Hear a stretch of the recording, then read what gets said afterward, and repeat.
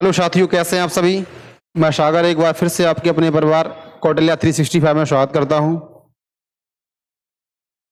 जैसा कि आप पीछे थंबनेल देख रहे हैं, आज हमारा भारत का भूआकृतिक प्रदेश का दूसरा पार्ट है, जिसमें हम हिमालय को लेकर डिस्कस कर रहे थे आपसे।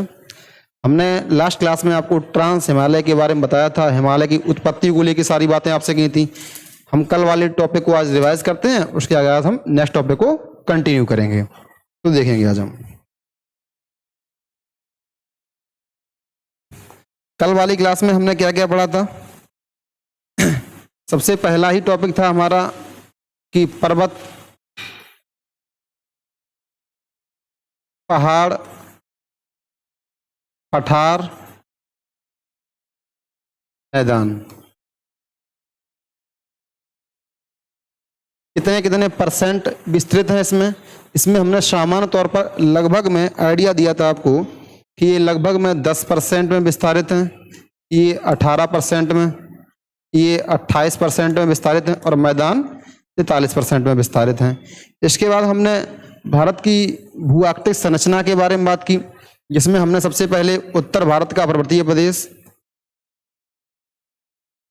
उत्तर भारत का पर्वतीय प्रदेश के बारे में डिस्कस की आपसे। फिर दूसरे हमने संरचना बताई उत्तर भारत का विशाल मैदान,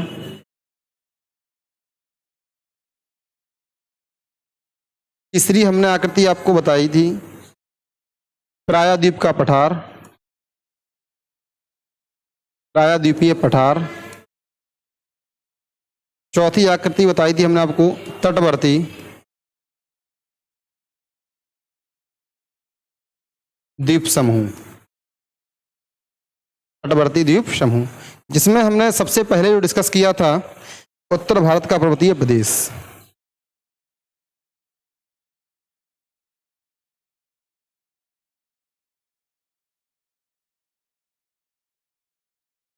पर्वतीय प्रदेश,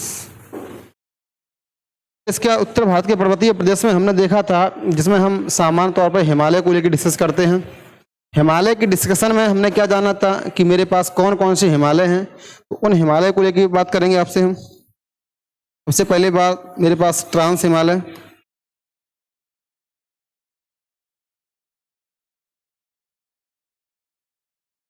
दूसरा मेरे पास बृहद हिमालय,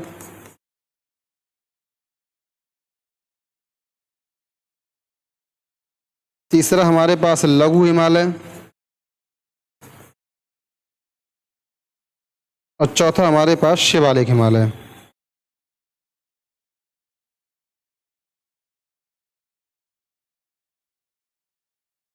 फिर हमने आपको ये बताया था कि इन हिमालयों के मध्य के क्षेत्र को क्या क्या कहते हैं। इस वाले सेक्शन को हम लोग कहते हैं इंडो सांगपो,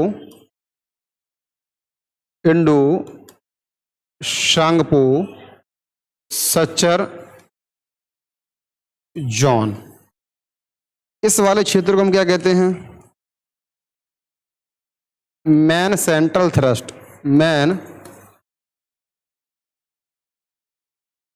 सेंट्रल थ्रस्ट के नाम से जानते हैं। इस वाले क्षेत्र को हम मैन बाउंड्री फॉल्ट,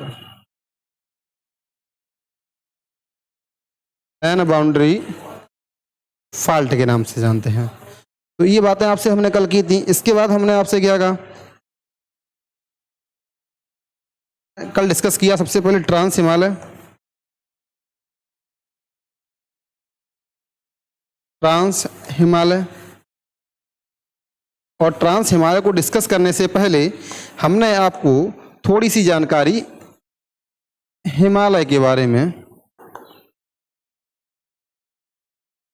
दी थी। हिमालय का निर्माण कैसे होता है, यूरेशियाई और इंडिक प्लेट के टकराने से किस गति से हुई थी, तो ये अभिसारी गति से हुई थी। अब इशारी गति से दोनों पास पास में आई और बीच में एक जल निकाय था जिसे हमने टेथिस सागर कहा था। टेथिस सागर कहा था। इस वीडियो को विस्तार से देखने के लिए कल लास्ट वाली क्लास जरूर देखिएगा, इसका पार्ट 1, उसमें आपको ने विस्तार से डिस्कस किया है। ठीक है, टेथिस सागर था और टेथिस सागर से ही उत्पत्ति किसकी होती है? हमारे हिमालय की होती है। हिमालय की उत्पत्ति जिस सिद्धांत से हुई है उस सिद्धांत को नाम दिया गया प्लेट विवर्तनिक सिद्धांत। हिमालय की उत्पत्ति जिस सिद्धांत से हुई उस सिद्धांत को नाम क्या दिया गया था? प्लेट विवर्तनिक सिद्धांत। और इस सिद्धांत के जो जनक थे, प्रतिपादन करता थे, उनका नाम था हैरी हेस। क्या नाम था? हैरी हेस। आशा करते हैं आपको ये बातें सारी कल वाली दिमाग में इंटरलिंक हो रही होंगी। इन्हें हम रिवाइज करा रहे हैं इसीलिए कि आप चीज़ें पीछे वाली भूलें ना। ठीक है, इसके बाद हमने आपको क्या था, इसके बाद हमने आपसे कहा कि ये सब चीज़ें होने के बाद में हैरी हेस के बारे में जाना, और हमने ये बताया आपको कि जो हिमालय की उत्पत्ति हुई है वो लगभग आज से 7 करोड़ वर्ष पूर्व हुई है। और जिसी वजह से हिमालय का गर्भगृह किसे कहते हैं? टेथिस सागर को कहते हैं। फिर हमने महाद्वीपों का निर्माण जाना था। हमने इसमें अंकारा लैंड, लॉरेंसिया या उत्तरी पेंजिया की बात की। फिर हमने गोंडवाना लैंड की बात की। ठीक है, इनसे किन किन महाद्वीपों का निर्माण हुआ? जैसे हम बात करें कि अंकारा लैंड से तो किसका निर्माण हुआ है? अंकारा लैंड से यूरेशिया, जिसमें यूरोप और एशिया का पार्ट है। ठीक है, उत्तरी अमेरिका है। गोंडवाना लैंड की बात करें तो गोंडवाना लैंड में हमने दक्षिणी अमेरिका के बारे में जाना, अंटार्कटिका के बारे में जाना, ऑस्ट्रेलिया के बारे में जाना, प्रायद्वीपीय भारत के बारे में जाना। इसके बाद हम अफ्रीका महाद्वीप की बात करें तो अफ्रीका महाद्वीप विश्व का एकमात्र ऐसा महाद्वीप है जिसकी अवस्थिति चारों गोलार्धों में है। यहाँ से कर्क रेखा, विषुवत रेखा और मकर रेखा होकर गुजरती हैं। क्लियर है? ठीक है, ये हम डिस्कस कर चुके थे आपसे। फिर हमने आपको इस लास्ट वीडियो में और भी बताने का प्रयास किया था, जिसमें हमने आपसे कहा था कि ये ट्रांस हिमालय में कौन कौन सी पर्वत श्रेणियां हैं। ट्रांस हिमालय में कुल 4 पर्वत श्रेणियां हैं। कितनी? 4। कौन कौन सी? काराकोरम,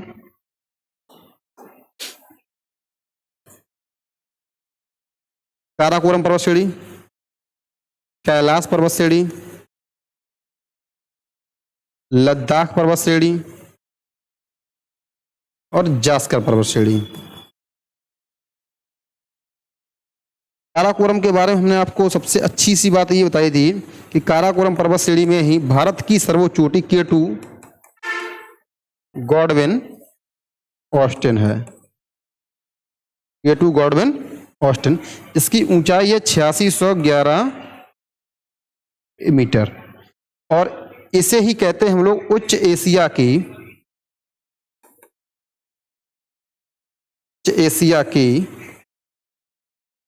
रीढ़। इसे क्या कहते हैं हम लोग? उच्च एशिया की रीढ़। और इसके खोजकर्ता कौन थे? तो खोजकर्ता को लेकर ही पूछा जाए तो इसके खोजकर्ता थे स्वेन हेडेन। स्वेन हेडेन। इन्होंने खोज कब की? तो 1906 में इन्होंने खोज की। स्वेन हेडेन ने काराकोरम पर्वत श्रेणी की। क्लियर हुआ? इसके बाद हमने कैलाश पर्वत श्रेणी के बारे में आपको क्या क्या बताया? कैलाश पर्वत श्रेणी के बारे में जानने का प्रयास करेंगे। कैलाश पर्वत श्रेणी के पश्चिम में मानसरोवर झील,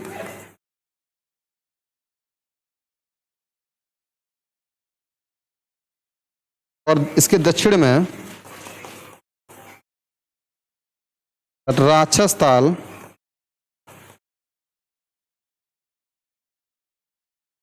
झील है। फिर इसकी पौराणिक मान्यताओं में क्या है? इसकी पौराणिक मान्यताओं में तिब्बत में एक जनजाति पाई जाती है, उसका नाम है भोटिया। तिब्बत की भोटिया जनजाति कैलाश पर्वत श्रेणी की या तो 3 परिक्रमाएं करती है या फिर 13 करती है। फिर यही एक और बात थी इसमें, जैन गुरु ऋषभदेव देव को यहाँ पे निर्वाण की क्या हुई थी, प्राप्ति हुई थी। क्लियर। और ये जैन गुरु ऋषभदेव कौन थे, तो ये प्रथम जैनों के तीर्थंकर थे। क्लियर हुआ। इन सब चीजों को लेकर आपसे बात कर चुके थे कायदे से। लद्दाख में क्या है, लद्दाख की बात करें तो यहाँ पे प्रसिद्ध बौद्ध स्थल कौन सा है, हेमिस गोम्पा है। और हमने जास्कर की बात की तो जास्कर की सर्वोच्च पर्वत श्रेणी कौन सी है, कामेत। और यहीं पर किंगरी विंगरी धर्मा शॉल शॉल क्या है, यहाँ पे दर्रे हैं। ये हम बातें कर चुके थे। आज हमारा जो टॉपिक रहने वाला है, ट्रांस हिमालय को रिवाइज भी करा दिया। आज हमारा टॉपिक रहेगा वो बृहद हिमालय को लेकर रहेगा। बृहद हिमालय में क्या क्या है, बृहद हिमालय का क्या रोल है, क्या रोल नहीं है बृहद हिमालय का, इन सब चीजों को लेकर हम क्रमबद्ध तरीके से आज आपसे डिस्कस करेंगे। क्लियर, चलेंगे देखें।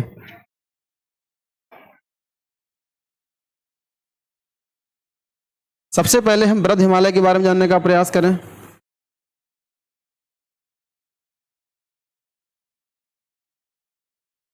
बृहद हिमालय का विस्तार जानेंगे। और बृहद हिमालय के विस्तार को हम सामान्य तौर पर 3 तरीके से देख सकते हैं। ये हमारे पास बृहद हिमालय है। बृहद हिमालय का विस्तार 3 तरीके से है, जिसमें हम सबसे पहले प्रदेशों वाला विस्तार देखेंगे। लद्दाख से लेकर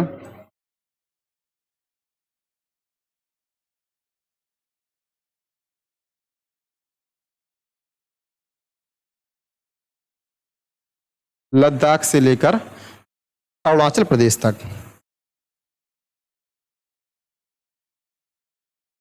अरुणाचल प्रदेश तक।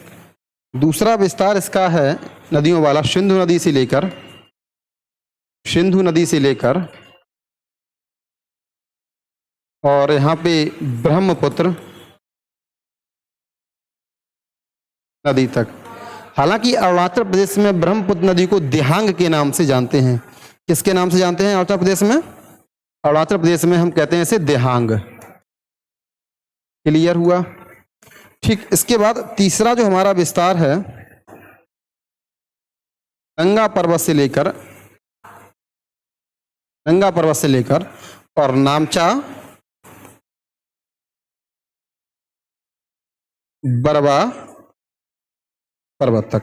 तो ऐसे भी क्वेश्चन बन सकता है कि बृहद हिमालय का विस्तार पर्वतों के दृष्टिकोण से कहां तक है। तो तुरंत आप कहेंगे कि नंगा पर्वत से लेकर नामचा बरवा तक। किन किन राज्यों के मध्य में है, तो राज्यों की बात करेंगे हम तो अरुणाचल प्रदेश से लेकर लद्दाख तक। आप ये चीज देख पा रहे हो बृहद हिमालय में। तो ये हिस्सा बृहद हिमालय का कौन सा है? ये हिस्सा बृहद हिमालय का पूर्वी वाला है और ये हिस्सा कैसा है? पश्चिमी वाला हिस्सा। पूर्व की अपेक्षा पश्चिम में हिमरेखा की ऊंचाई थोड़ी सी कैसी है? ज्यादा है। ठीक है। इसकी एवरेज ऊंचाई की बात करें तो इसकी बृहद हिमालय की जो औसतन ऊंचाई है, औसतन ऊंचाई की अगर हम बात कर दें यहां पर, तो ये 6000 मीटर। कितनी है? 6000 मीटर। और बृहद हिमालय के बारे में सबसे ज्यादा जो इंपॉर्टेंट है कि बृहद हिमालय में कौन कौन सी पर्वत श्रेणियां हैं, क्या उनका रोल है। तो हम थोड़ा समझने का प्रयास करेंगे यहां पर कि देखेंगे बृहद हिमालय पे यहां नेपाल पड़ता है और नेपाल से ऊपर यहां तिब्बत पड़ता है।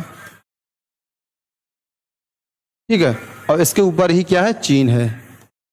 तो नेपाल और तिब्बत वाले एरिया में यहीं पर माउंट एवरेस्ट पाई जाती है। क्या पाई जाती है? Mount Everest. और माउंट एवरेस्ट की ऊंचाई कितनी है? 8848.86 मीटर है। सबसे ज्यादा मजे की बात तो यह है यहां पर कि विश्व की सर्वोच्च चोटी माउंट एवरेस्ट तिब्बती क्षेत्र में पाई जाती है। और तिब्बत में से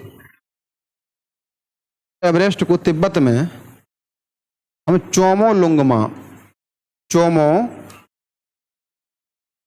लुंगमा के नाम से जानते हैं। किसके नाम से जानते हैं? चोमोलुंगमा के नाम से जानते हैं। और नेपाल में इसे हम सागर माथा कहते हैं। दूसरा क्वेश्चन यहां से ये बनता है कि ये सर जो 86 दिख रहा है आपको, 86 ये बढ़ी हुई ऊंचाई कब मापी गई है, किसके सहयोग से मापी गई है? तो 86 जो बढ़ी हुई ऊंचाई है वो नेपाल और चीन के सहयोग से 2020 में मापी गई है 2020 में मापी गई है। तो माउंट एवरेस्ट को तिब्बत में चोमोलुंगमा, नेपाल में सागरमाथा। माउंट एवरेस्ट विश्व की सबसे ऊंची पर्वत श्रेणी है, ये चोटी है जिसका जिसकी अवस्थिति बृहद हिमालय में है। तो आशा करते हैं ये बात आपको समझ में आ रही होगी। बृहद हिमालय में ही भारत का एक राज्य पड़ता है यहाँ पर, उसका नाम है सिक्किम। सिक्किम, और सिक्किम में ही भारत में स्थित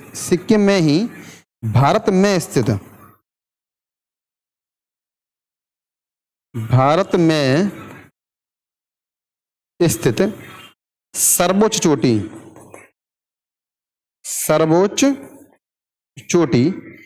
कंचनजंगा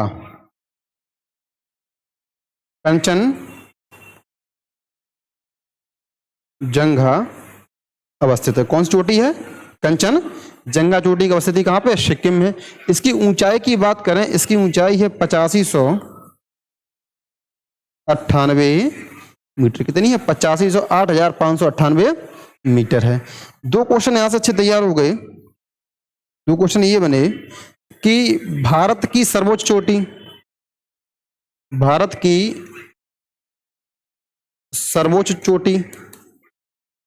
दूसरा भारत में स्थित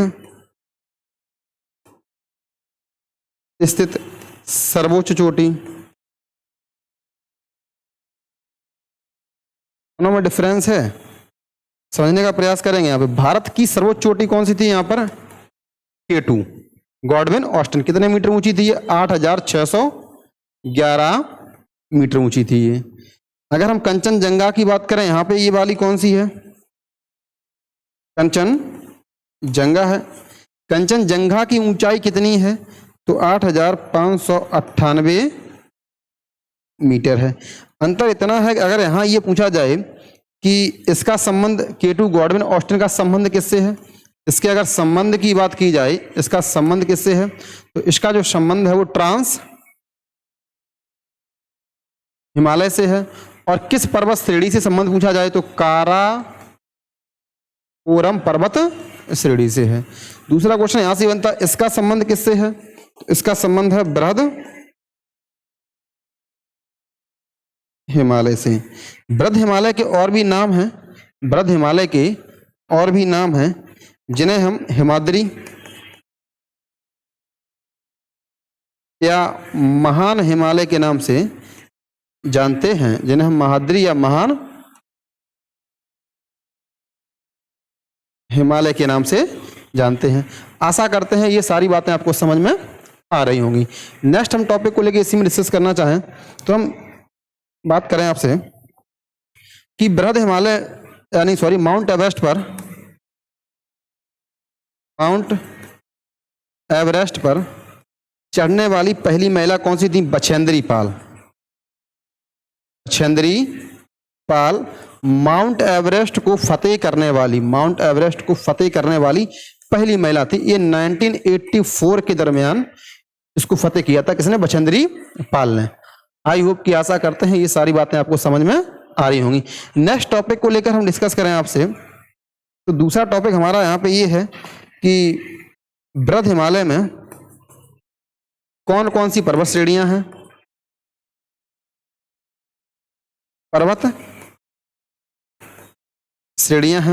और कौन कौन से दर्रे हैं, यानी कि पास। बृहद हिमालय में कौन कौन सी पर्वत श्रेणी हैं, तो कौन कौन से दर्रे हैं। तो पर्वत श्रेणियों को जानने के लिए सबसे पहले हम इसको देखने का प्रयास करेंगे कि बृहद हिमालय में कौन कौन सी पर्वत श्रेणियां हैं। तो बृहद हिमालय में स्थित प्रमुख पर्वत चोटियां कौन कौन सी हैं? माउंट एवरेस्ट, कंचनजंगा, मकालू, धौलागिरी, नंगा पर्वत, अन्नपूर्णा, नंदा देवी और नामचा बरबा।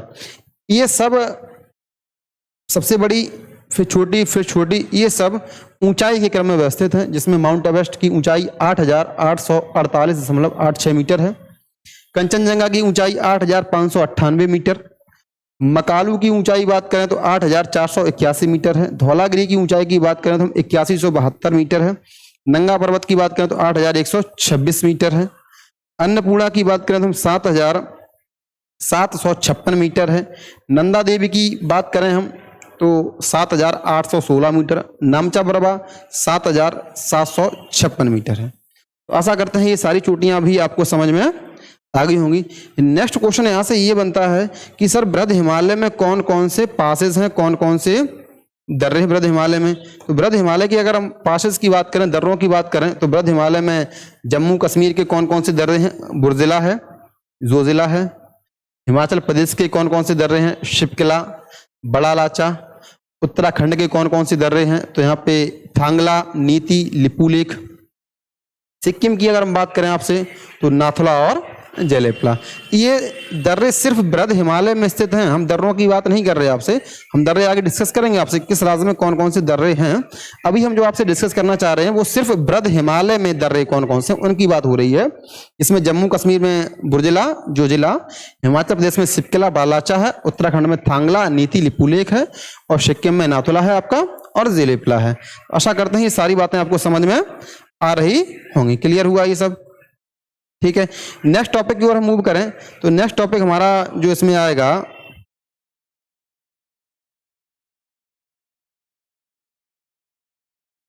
नेक्स्ट टॉपिक जो आएगा उसमें हम लघु हिमालय के बारे में जानने का प्रयास करेंगे।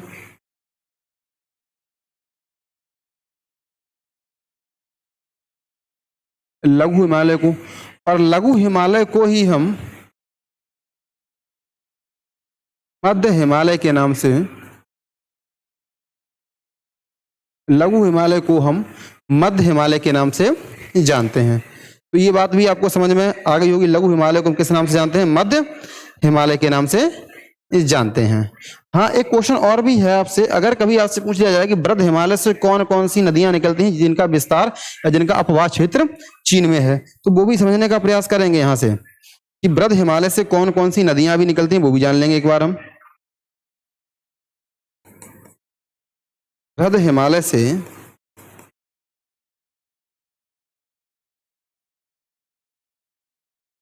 निकलने वाली नदियां, और जो नदियां निकलती हैं बृहद हिमालय से, इनका अपवाह क्षेत्र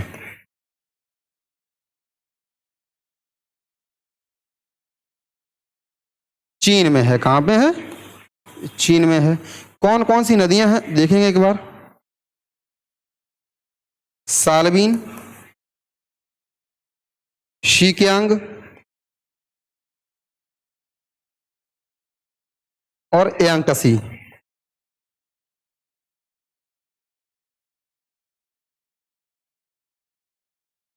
सालबीन है, शीकियांग है, और कौन सी? यांगत्से। सीधे सीधे क्वेश्चन मिलेंगे आपको कि बृहद हिमालय से कौन कौन सी नदियां निकलती हैं, निम्नलिखित में से कौन सी नदी निकलती है जिसका अपवाह क्षेत्र चीन में है। इस टाइप से भी क्वेश्चन आपसे पूछे जा सकते हैं।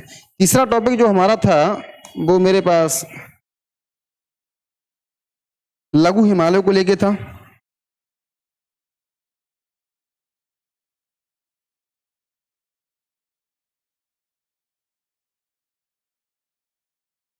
लघु हिमालय को जानने से पहले हम आपसे पूछना चाहेंगे, आपसे डिस्कस करेंगे कि लघु हिमालय और बृहद हिमालय के मध्य में, या लघु हिमालय बृहद हिमालय के मध्य के क्षेत्र को किस नाम से जानते हैं। तो उसे एक बार देखेंगे, इसके बाद हम आगे डिस्कस करेंगे। इसमें देखेंगे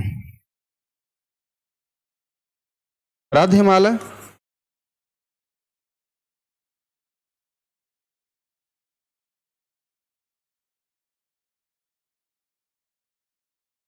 और लघु हिमालय।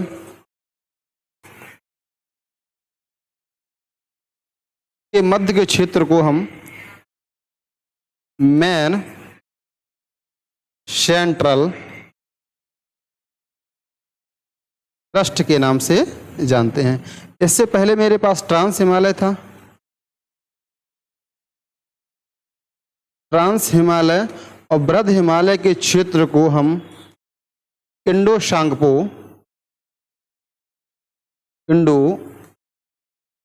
शांगपो सचर जोन के नाम से जानते थे।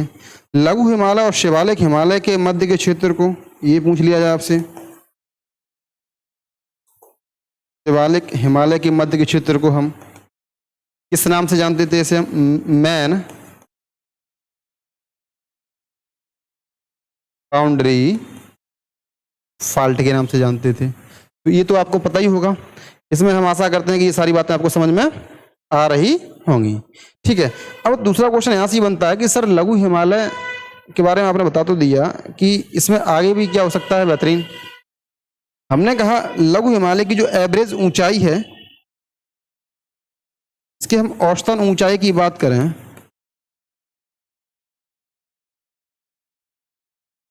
ऊंचाई की बात करें तो ये 3700 मीटर से लेकर 4500 मीटर तक है। लघु हिमालय की औसतन ऊंचाई 3700 मीटर से लेकर 4500 मीटर तक है। क्लियर हुआ? देखना, लघु हिमालय की जो ढलानें हैं, लघु हिमालय की ढलानों को लघु हिमालय की ढलानों को कश्मीर में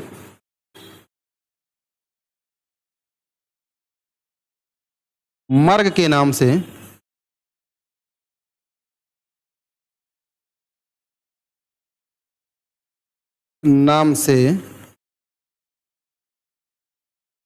जानते हैं। जैसे कि हम बात करें आपसे, एग्जाम्पल में क्या है, जैसे कि गुलमर्ग, सोनमर्ग, टनमर्ग, इस टाइप से। और ये जो गुलमर्ग, सोनमर्ग, जो टनमर्ग हैं, ये सबके सब क्या है? घास के मैदान। क्या है? घास के मैदान हैं। ये सब क्या है? घास के मैदान है। तो आशा करते हैं ये बात आपको समझ में आ गई होगी। सीधे सीधे क्वेश्चन आपको सीधे सीधे मिलेंगे। कैसे पूछेगा आपसे? सीधा पूछेगा कि गुलमर्ग, सोनमर्ग, टनमर्ग का संबंध किस हिमालय से है? तुरंत आप कहना इनका संबंध लघु हिमालय से है। दूसरा क्वेश्चन यहां से ये बनता है कि लघु हिमालय की ऐसी ढलान है, लघु हिमालय की ऐसी ढलान है इनका विस्तार उत्तराखंड में है। कहां पे है? उत्तराखंड में है। तो उन्हें हम किस नाम से जानते हैं? उन्हें हम बुग्याल या पायार के नाम से, किसके नाम से जानते हैं? इसके एग्जाम्पल में क्या होंगे? उन्हें हम बुग्याल या पायार के नाम से हम जानते हैं। और बुग्याल या पायार ये क्या है? उत्तराखंड में घास के मैदानों को बुग्याल या पायार कहा जाता है। तो सीधा सीधा ये भी क्वेश्चन बनेगा, उत्तराखंड में घास के मैदान है। क्या है ये? घास के मैदान है। तो आशा करते हैं ये बात भी आपको समझ में आ गई होगी। क्लियर हुआ? ये दूसरा क्वेश्चन यहां से ये बनता है कि भारत के कुछ स्वास्थ्यवर्धक स्थल हैं। स्वास्थ्यवर्धक स्थल, वो स्थल भी यहीं पाए जाते हैं, जिसमें हम स्वास्थ्यवर्धक स्थल की बात करें, स्वास्थ्यवर्धक स्थल की बात करें भारत के कौन कौन से हैं इसमें? तो जैसे कि नैनीताल, जैसे नैनीताल, मंसूरी, चकरौता, दार्जिलिंग, इस टाइप से ये भारत के जो स्वास्थ्यवर्धक स्थल हैं वो भी इसमें पाए जाते हैं। नैनीताल हो गया, मंसूरी हो गया, डलहौजी, एक और भी स्थान है यहाँ पे डलहौजी, ये भी कहाँ पाए जाते हैं? सबके सब इनका संबंध किससे? लघु हिमालय से। तो इतने सारे क्वेश्चन बनेंगे कि भारत के स्वास्थ्यवर्धक स्थल किस हिमालय से संबंधित हैं? तो लघु हिमालय से, या बुग्याल पायार, गुलमर्ग, सोनमर्ग, टनमर्ग का संबंध किससे है? तो लघु हिमालय से। एवरेज ऊंचाई इसकी कितनी है? तो 3700 मीटर से लेकर 4500 मीटर तक। क्लियर हुआ? आशा करते हैं ये बात आपको सही समझ में आ गई होगी। नेक्स्ट टॉपिक को लेकर अगर हम डिस्कस करें आपसे, तो नेक्स्ट टॉपिक है मेरे पास शिवालिक हिमालय का। किसका?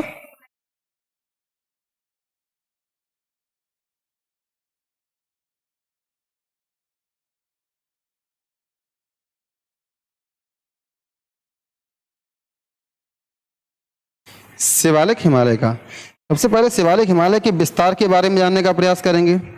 शिवालिक हिमालय का विस्तार कहाँ से कहाँ तक है? तो विस्तार इसका पंजाब में, इसके विस्तार की बात करें तो विस्तार पंजाब के कोटाबार बेसिन से लेकर, पंजाब के पोटाबार बेसिन से लेकर बिहार में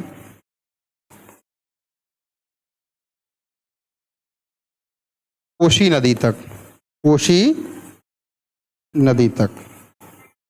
एक बात बताएं आपको कोसी नदी के बारे में। कोसी नदी को उत्तरी बिहार का सूख कहा जाता है, ध्यान रखना है इसको। कोसी नदी को ही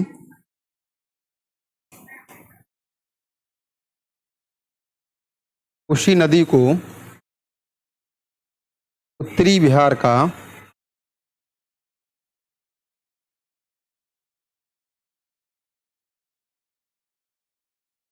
शोक कहा जाता है।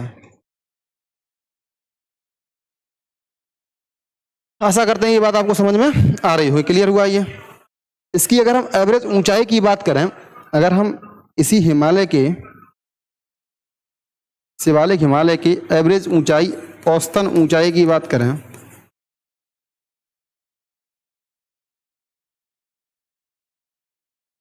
की ऊंचाई है 1200 मीटर तक। कितनी है? एवरेज इसकी ऊंचाई है 1200 मीटर तक। क्लियर हुआ? अब यहाँ क्वेश्चन कैसे कैसे बनते हैं उनके बारे में डिस्कस करते हैं। तो देखेंगे यहाँ क्वेश्चन ऐसे ऐसे पूछेगा आपसे। शिवालिक हिमालय की ढलानों को, शिवालिक हिमालय की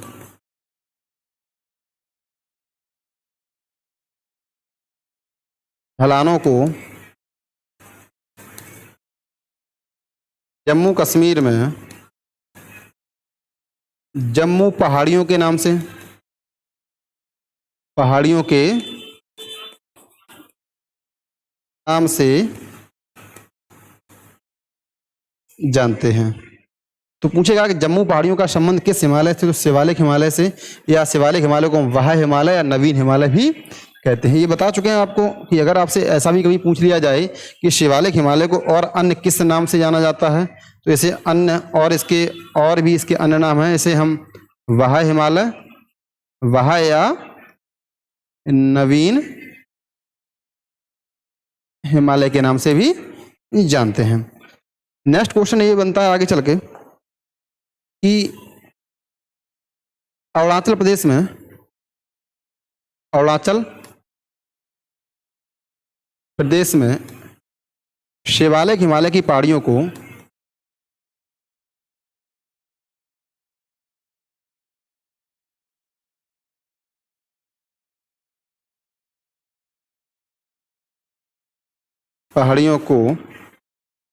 मिरी ओबोर,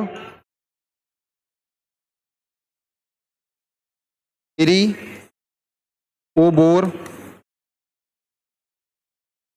डफला, डफला को ही उफला भी कहते हैं, उफला, और मिसमी के नाम से